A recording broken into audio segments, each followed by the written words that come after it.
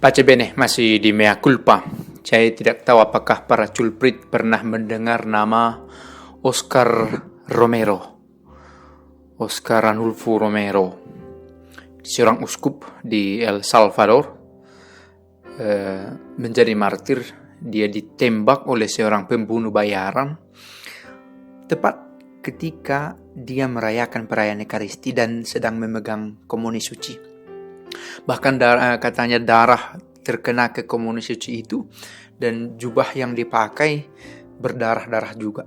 Ketika Paus Fransiskus mengkanonisasi Uskup Oscar Romero menjadi santo, ikat pinggang katanya, singtur, saya tidak tahu apa bahasa Indonesianya, yang dipakai oleh Uskup Romero dan berlumuran darah pada waktu itu dipakai oleh Paus Fransiskus ketika kanonisasi itu terjadi. Mengapa sampai Oscar Romero terbunuh, uskup ini? Dia adalah seorang pejuang kemanusiaan. Dia sangat vokal berbicara tentang ketidakadilan, tentang kemiskinan karena politisasi yang kacau, karena kerakusan dari pemerintah. Sampai akhirnya pihak-pihak yang merasa terganggu meminta seorang pembunuh bayaran untuk membunuh dia pada tanggal 23 Maret 1980. Oke, kita mulai dengan singkat tentang biografinya. Dia terlahir di satu keluarga yang besar pada bulan Agustus tanggal 15 tahun 1917. Sebuah keluarga yang besar. Sebenarnya dikatakan keluarga ini memiliki pendapatan yang lebih baik dari tetangga-tetangganya. Tetapi meskipun begitu, keluarga ini tetap miskin. Tidak punya tempat tidur yang cukup untuk tidur, listrik tidak ada, air yang mengalir yang baik tidak ada ke rumahnya. Melihat situasi ini, Oscar Romero memiliki semangat untuk melihat ada yang salah dengan situasi seperti ini, begitu ya. Lalu di usia 12 tahun dia tidak bisa lagi melanjutkan sekolah karena keadaan keluarga yang buruk. Lalu akhirnya dia bekerja menjadi semacam karyawan tukang kayu. Lalu akhirnya dia memiliki skill yang bagus untuk di bidang itu. Dan dia akhirnya memutuskan diri untuk masuk ke dalam sekolah pastor karena bantuan dari beberapa pihak sepertinya. Dia masuk seminari pada usia 14 tahun dan ditahbiskan menjadi pastor. Pada waktu itu sudah bisa usia 25 tahun. Pada tahun 1942 dia sudah menjadi imam. Dia lahir tahun 1917 dan menjadi imam tahun 42. Sekitar 25 tahunnya. Tahun 1970 dia menjadi uskup pembantu di San Salvador. Tahun 1974 dia menjadi uskup di Santiago de Maria. Lalu dia dipandang sebagai seorang uskup yang konservatif. Tidak ingin keluar dari tradisi.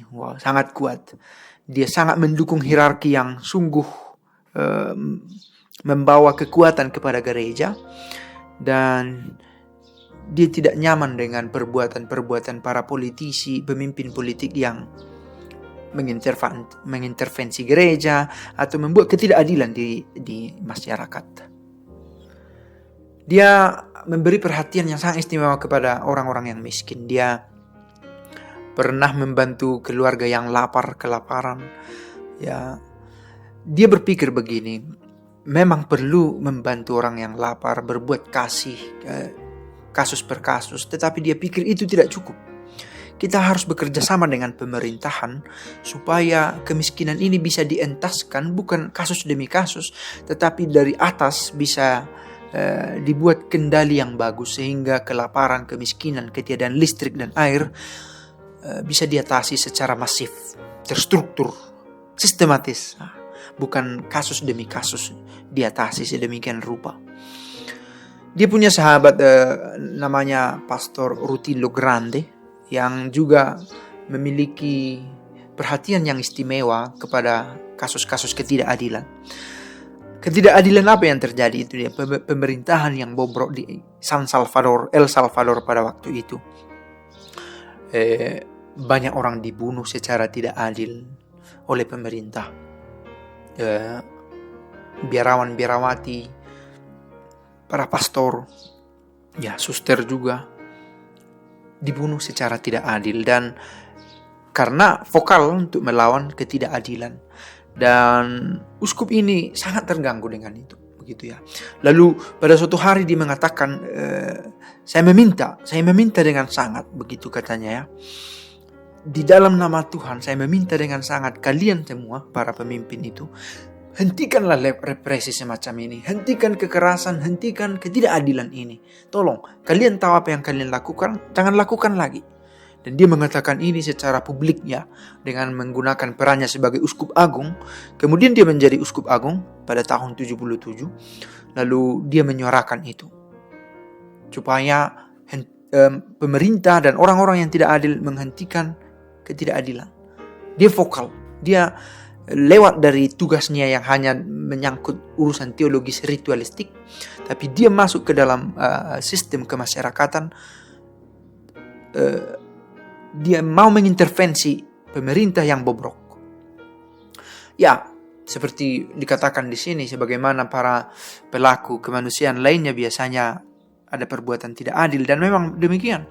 Pada tanggal 23 Maret 1980, 3 tahun setelah dia diangkat menjadi uskup agung, dia ditembak mati ketika memimpin perayaan Ekaristi. Di salah satu kapel pada waktu itu, kapelnya rumah sakit. Dia ditembak oleh seorang pembunuh bayaran. Yang menarik adalah dia memimpin tepat pas merayakan perayaan Ekaristi, ketika sedang berdua syukur agung, dan dia mengatakan dua ini kepada mereka yang terlibat dalam pelayanan kepada orang miskin.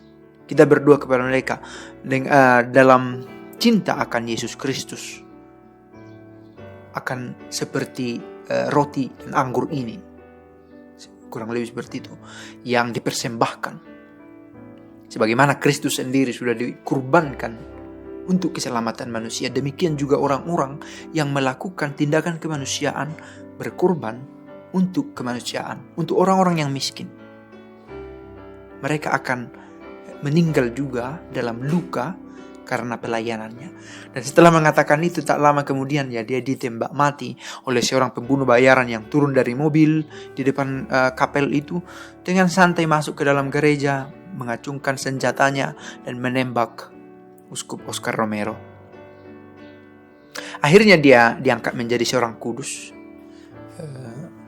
dikanonisasi. Syaratnya biasanya seorang itu menjadi orang kudus dengan adanya mukjizat. Ada seorang laki-laki yang berdoa dengan membawa serta nama Uskup Oscar Romero ini, karena istri pemuda, orang laki-laki ini mengalami pendarahan yang kritis, koma setelah melahirkan, dan ternyata dari koma si ibu ini kembali sehat. Lalu akhirnya ini menjadi salah satu bukti mukjizat yang dipakai untuk proses kanonisasi dari Uskup Oscar Romero. Dan akhirnya Uskup Oscar Romero diterima menjadi salah satu dari orang kudus di dalam gereja. Gereja berbicara, speak up, menyuarakan keadilan. Kasih tidak cukup, tetapi harus masuk ke dalam pemerintahan, bekerja sama dengan pemerintahan untuk mengelola kehidupan bersama supaya kemanusiaan itu sungguh terkabul, memanusiakan manusia. Kita perlu masuk ke dalam sistem supaya nilai kasih itu sungguh meresap masuk ke dalam sistem, ke dalam semangat negara secara keseluruhan. Satu refleksi, setiap orang, saya pikir kita dipanggil untuk melakukan yang sebisa mungkin kita buat. Ya, Uskup Oscar Romero akhirnya disetarakan juga dengan seperti peran Martin Luther King dan orang-orang lain yang sangat vokal menyuarakan keadilan, kemanusiaan, dan cinta kasih. Semoga semangat seperti ini juga mudah-mudahan menggerakkan hati kita. Pace e bene.